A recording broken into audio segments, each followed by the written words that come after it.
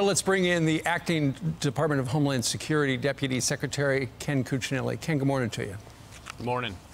As we look at what is happening in Portland, and we've seen it happen in other cities as well, the president has teased that he's going to do something next week to bring law and order to these lawless communities. And, you know, the White House has been reluctant to talk about any of the details, but you got to figure it's going to involve money, where if they want some federal money, they're going to have to do something.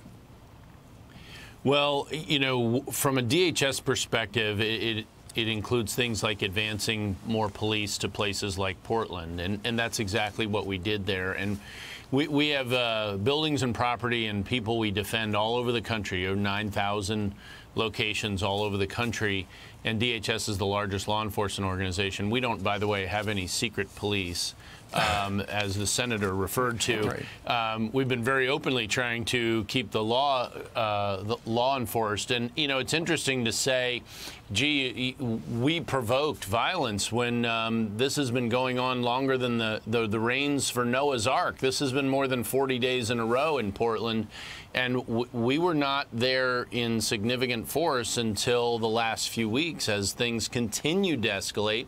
And what we've seen around the country is where responsible policing is advanced, violence recedes. And Portland hasn't gotten that memo, nor have a lot of other cities. And the president is determined to do what we can within our jurisdiction to help restore peace to these beleaguered cities. So wait a second. Senator Ron Wyden says this is just to appeal to your right-wing base.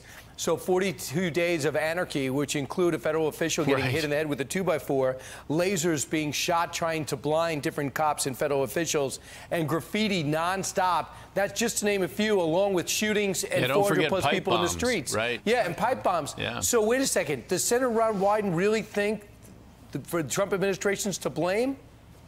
Well, it certainly sounds like he's on the side of these violent folks. And let's not kid ourselves. These aren't protesters. These are criminals.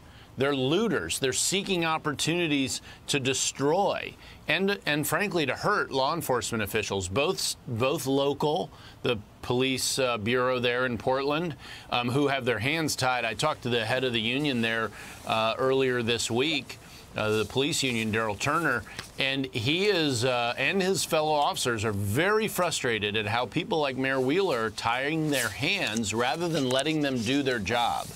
And it's exactly that kind of encouragement to the mob that escalates the violence. It isn't advancing more responsible policing.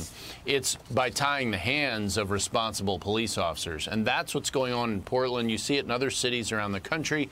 And we're seeing the violent results. We're seeing the violent results. And Donald Trump, the president of the United States, is determined to do what he can to push that down. We can't do it everywhere, but he is determined to bring more peace across some of these violent cities. Mr. Cuccinelli, I just wanted to ask you real quickly about the jurisdiction that you referred to. The president has acknowledged he does not have the authority to send people in without the local authorities asking for help. So what exactly are the options here? Well, Katie, it isn't just that. We can go in when they request help, but there's also the question you see in Portland. There's a federal courthouse. The federal government is responsible for protecting that facility and the area around it. And there are other facilities there as well, and they've become a focal point of attacks for the violent mobs that the local government doesn't want to seek to control. So we do have other bases of authority as well, and we're looking to string those together in various places.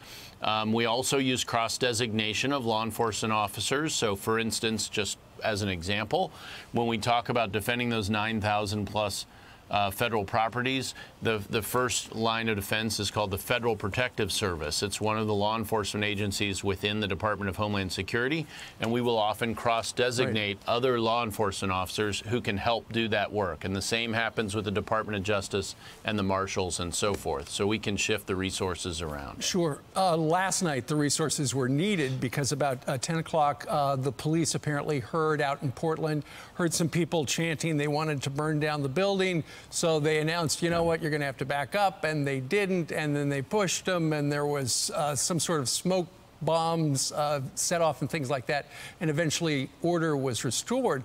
But, you know, we've heard from the mayor out there, if you guys want to do anything, yeah, you can do this. Just get rid of the graffiti on the outside of the building and stay in your building, Ken. Right. Yeah, and surely no more graffiti will show up on the outside of the building, right?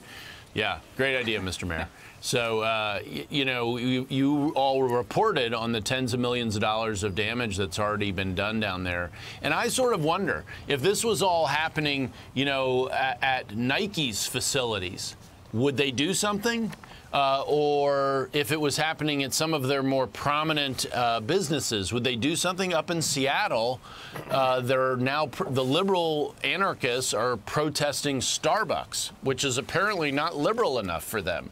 You know, so there's going to be an eat your own approach to this. And if that happens in Portland, will they start to take a different approach?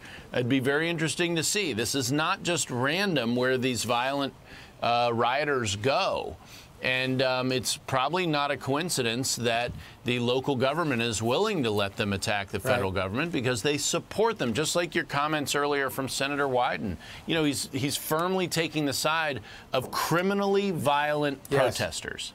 Right. Criminally violent protesters. Who, by the way, pretty sure they're not social distancing. Well, that's for another time. The other thing I add in Chicago, the president also said, I'd like to send you help. And the mayor says no. You know who's saying yes to increasing police budgets? 3 cities: Phoenix, Houston, and San Diego. So there is somewhat hope. Well, people do learn from other folks' mistakes. You know, there's the old saying, learn from your mistakes. I've always joked, I'd rather learn from other people's mistakes. Well, San Diego, Houston, Phoenix are learning from other people's mistakes. Look at de Blasio and the city council up there in New York. I keep tweeting out to the NYPD, hey, come to join a law enforcement agency that will appreciate you. The Department of Homeland Security, as New York cuts its budget and watches violent crime skyrocket, while de Blasio stands out there and says, wow, there's so much peace breaking out here. Yeah, you're breaking into pieces is what you're breaking. No kidding. Ken Cuccinelli, thanks so much. Stay safe. Great to be with you all.